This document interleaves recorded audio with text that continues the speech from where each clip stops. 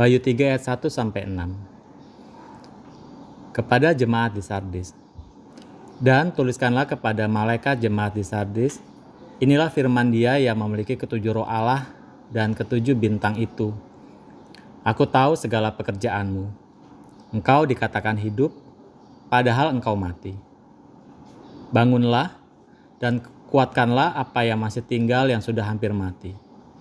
Sebab tidak satu pun dari pekerjaanmu aku dapati sempurna di hadapan Allahku. Karena itu ingatlah bagaimana engkau telah menerima dan mendengarnya. Turutilah itu dan bertobatlah. Karena jikalau engkau tidak berjaga-jaga, aku akan datang seperti pencuri, dan engkau tidak tahu pada waktu manakah aku tiba-tiba datang kepadamu. Tetapi di Sardis ada beberapa orang yang tidak mencemarkan pakaiannya. Mereka akan berjalan dengan aku dalam pakaian putih, karena mereka adalah layak untuk itu. Barang siapa menang, ia akan dikenakan pakaian putih yang demikian. Aku tidak akan menghapus namanya dari kitab kehidupan, melainkan aku akan mengaku namanya di hadapan Bapakku dan di hadapan para malaikatnya. Siapa bertelinga, hendaklah ia mendengarkan apa yang dikatakan Roh kepada jemaat-jemaat. Demikianlah firman Tuhan.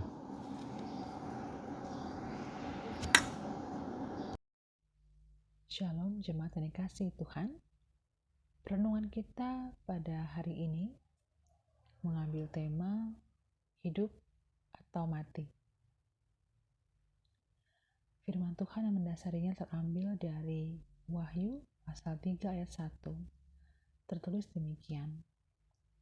Aku tahu segala pekerjaanmu, engkau dikatakan hidup, padahal engkau mati.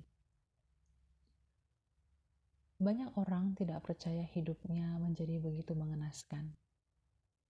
Dulu semua orang mengenalnya sebagai Indradewa, sang pewaris kekayaan keluarga yang tak terhitung jumlahnya. Bagaimana mungkin sekarang ia harus memohon belas kasihan kepada orang lain untuk bisa bertahan hidup? Banyak orang mengatakan ia melakukan kesalahan manajemen hidup.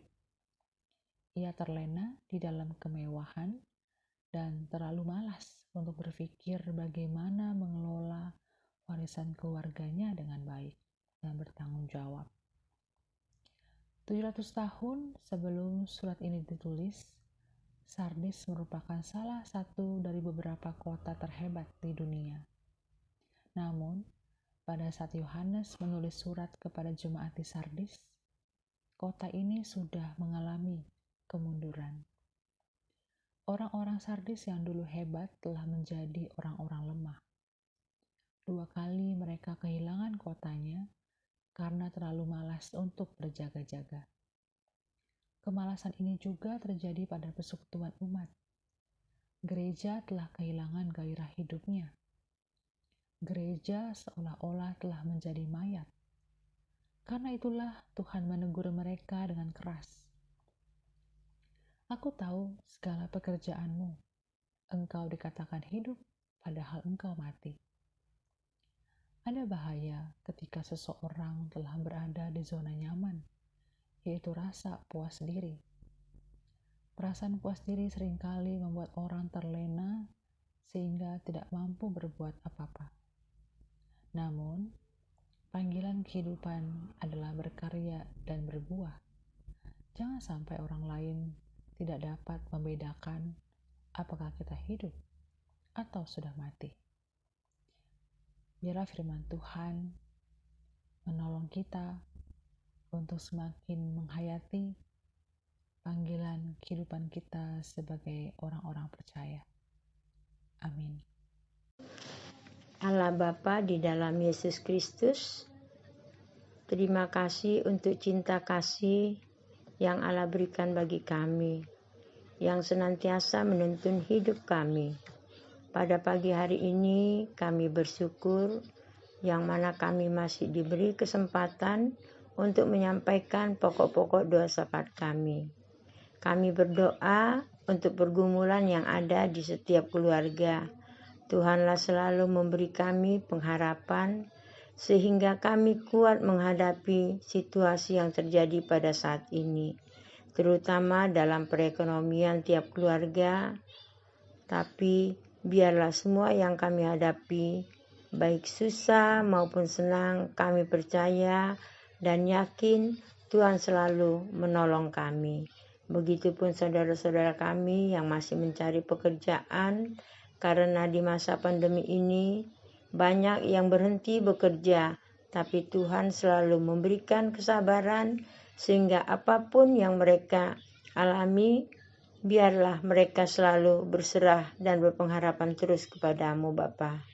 Kami juga berdoa bagi anak-anak kami yang mencari pasangan hidup. Tuhan selalu menolong mereka, biarlah apa yang mereka inginkan selama ini dapat tercapai. Tuhan, kami juga tidak lupa berdoa bagi keluarga yang mendambakan keturunan ataupun anak. Tuhan juga memberikan yang terbaik bagi mereka. Kami juga berdoa bagi saudara-saudara kami yang sakit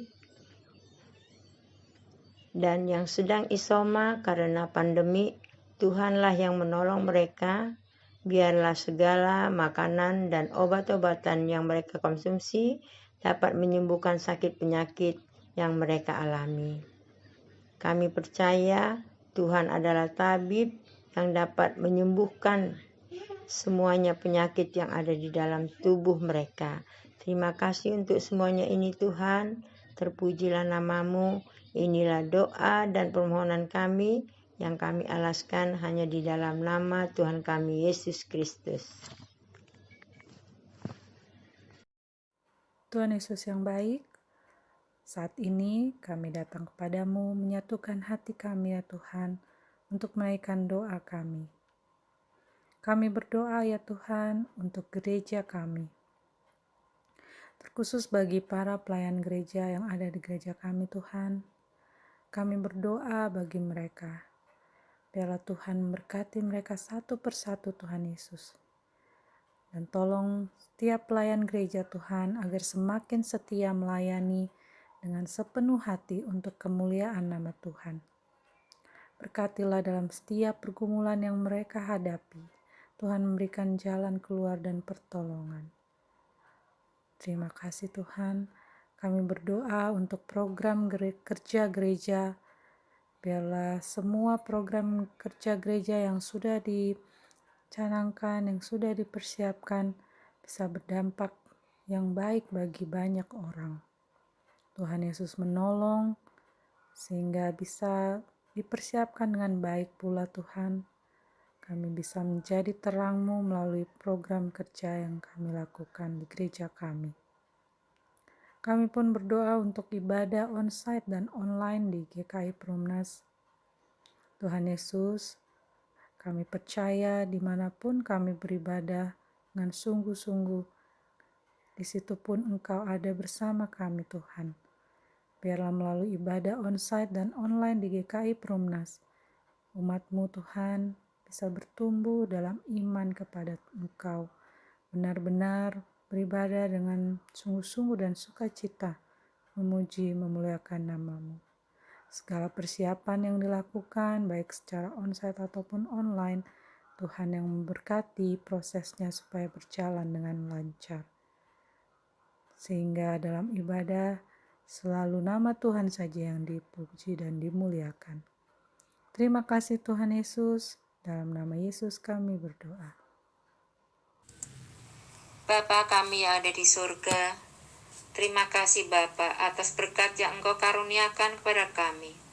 Engkau juga yang telah memberikan kesempatan kami untuk menaikkan doa-doa syafaat kami. Kami hendak berdoa untuk bangsa Indonesia yang kami cintai ini. Kami memohon supaya Engkau menjaga bangsa dan negara kami. Ya Allah Bapa, bantulah bangsa ini agar dijauhkan dari segala macam bencana, malapetaka, hingga perpecahan antar suku umat beragama. Persatukanlah kami ya Tuhan, karena sejatinya kami merupakan suatu kesatuan yaitu bangsa Indonesia.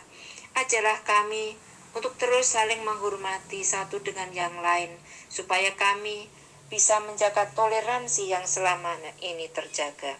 Kami juga mendoakan untuk seluruh pemimpin bangsa kami, dimulai dari Presiden Joko Widodo, Wakil Presiden, anggota DPR dan MPR, hingga jajaran menteri, agar selalu diberikan hikmat dan kebijaksanaan dalam memimpin negara ini. Biarlah mereka mampu menjalankan tugas pekerjaannya sesuai dengan kehendak-Mu saja. Kami juga berdoa ya Tuhan untuk pemberantasan terorisme, korupsi, juga narkotika.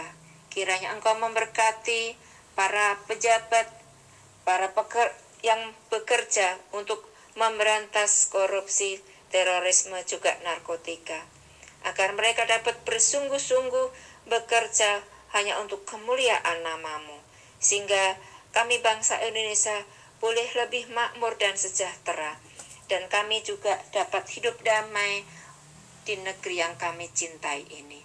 Kami juga berdoa ya Tuhan untuk program pemerintahan, yaitu program vaksinasi COVID-19 untuk booster. Kiranya Tuhan juga memberkati para tenaga medis, seluruh petugas kesehatan yang ada, untuk memberikan vaksinasi yang terbaik bagi kami rakyat Indonesia. Dan seluruh rakyat Indonesia tergerak hatinya untuk ikut ambil bagian mengikuti vaksinasi yang ada, sehingga kami boleh terhindar dari wabah COVID-19. Kami juga berdoa ya Tuhan untuk pembangunan ibu kota baru yang saat ini sudah dimulai. Kiranya Engkau memberkati pemimpin IKN dan juga wakilnya ya Tuhan, agar mereka dapat bersungguh-sungguh memberikan yang terbaik untuk bangsa kami Indonesia, sehingga ibu kota baru boleh terwujud ya Tuhan, dan biarlah pemerataan boleh terjadi di Indonesia. Kami juga berdoa ya Tuhan untuk korban bencana alam, Gunung Semeru, banjir bandang, juga tanah longsor. Kiranya Engkau menguatkan mereka yang berdampak ya Tuhan, dan biarlah melalui pemerintahan yang ada dapat menolong mereka, sehingga mereka dapat terlepas dari kesulitan yang ada dan dapat bekerja berkarya sesuai bidang masing-masing untuk mencukupi akan kebutuhan mereka.